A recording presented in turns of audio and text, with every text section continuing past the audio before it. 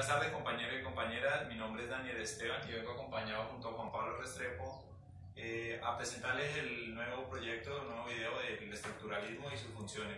Este grupo consta de 5 estudiantes, como ya lo dije, acá somos nosotros los dos. Está Diego Ávila, Diego Molano y Andrés Martínez, Giovanni Andrés Martínez.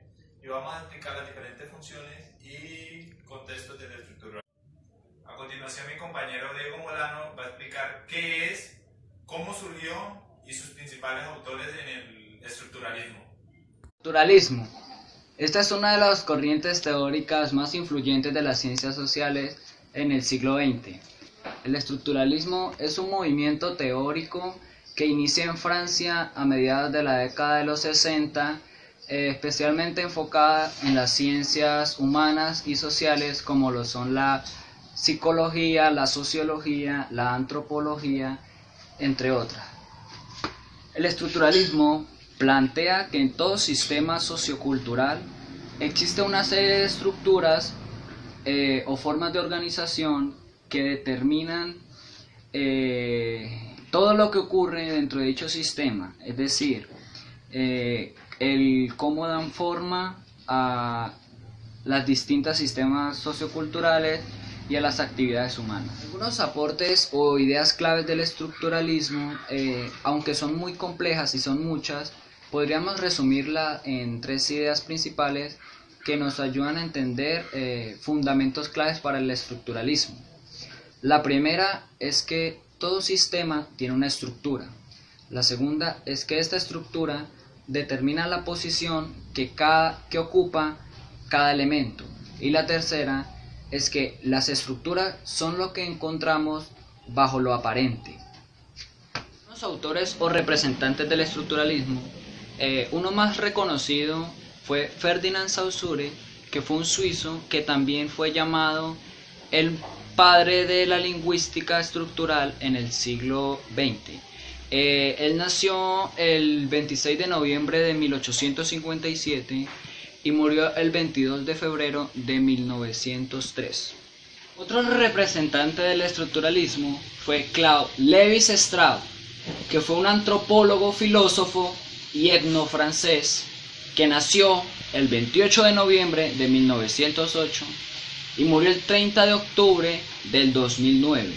Una obra notable de este señor fue la estructura como elementos del parentesco. Jean Piaget, que fue un epistemólogo, psicólogo y biólogo suizo, que nació el 9 de agosto de 1896 y murió el 16 de septiembre de 1980, reconocido por el constructivismo y la historia de la psicología. Bueno, compañeros, a continuación voy a tomar la vocería de los compañeros acerca de las preguntas o inquietudes que surjan de este tema. Aquí mi compañero Juan Pablo nos va a explicar sobre ello. Bueno, Juan Pablo, cuéntenos ahorita en qué estudia el estructuralismo. Mediante lo que habíamos hablado antes, el estructuralismo, como él mismo lo dice, él estudia las estructuras que confieren un significado dentro de una cultura. Significado, surgen como dudas, algo más concreto respecto a esto, ¿qué significa? De acuerdo con el estructuralismo, el significado es producido a través de varias actividades, fenómenos o acciones. Un ejemplo de estas podría ser la manera en servir el alimento, o los medios de entretenimiento, etcétera, varias opciones, o el lenguaje, el sistema para hablar, comunicarse con las demás personas en una determinada cultura o sociedad. Pues, bueno, sí, obviamente nos aclara un poco, pero se debe resaltar que por lo menos el estructuralismo es una fusión de varias ideologías o ideas fundamentales de la filosofía, en el cual se resalta muchísimo lo que es el positivismo. ¿Cómo nos podría explicar más a fondo sobre ese tema? Para explicar mucho mejor o para entender lo que acabo de decir, debemos recordar que el estructuralismo resalta o sustenta que va a haber un sistema subyacente de convicciones que resalte para que haya, o sea, para que esa acción determinada tenga un significado.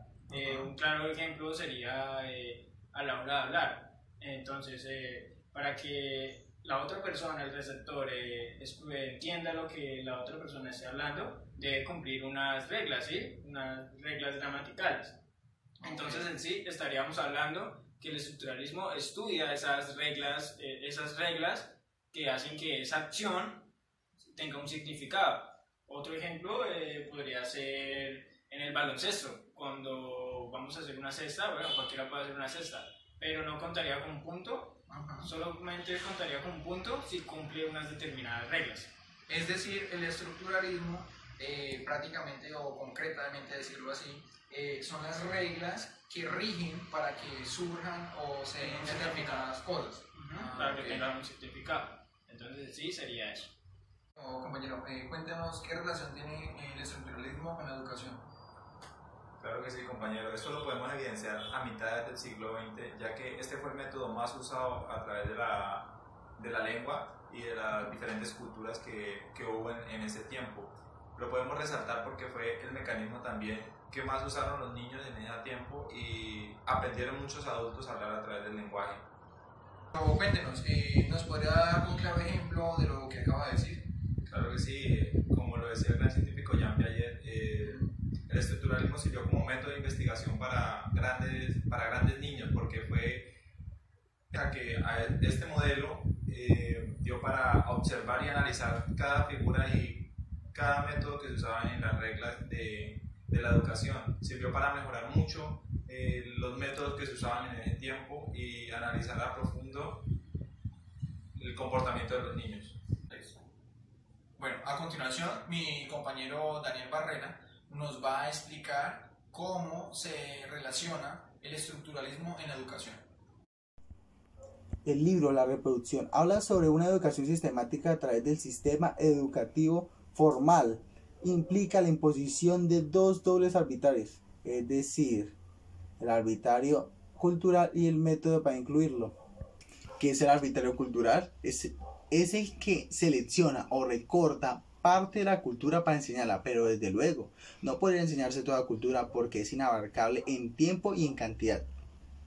La parte seleccionada o alta cultura y o la clase dominante, o sea, la que la sociedad acepta, la cultura letrada, disciplinada, escrita, etc. Esto genera que los niños y jóvenes que provienen de aquella clase les sea más fácil acceder a ella, garantizándoles una buena reproducción social.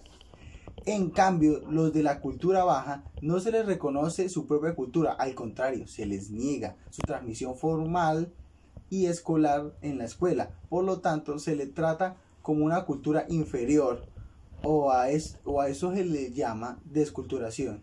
En Latinoamérica es fácil ver que la cultura no es la cultura urbana porque deja de un lado todo lo rural, la cocina, las lenguas aborígenes o nativas. Por lo tanto, todos los niños sufren de un proceso de desculturación, haciendo ver a los niños en desventaja por no aprender lo de su propia cultura, lo de su origen, garantizándoles un fracaso escolar y haciéndolos sentir inútiles y con una inferioridad intelectual. El libro La reproducción y el estructuralismo tienen en común su sentido literario y la cultura, el cual se les puede encontrar solución y explicación a los problemas de las ciencias mencionadas.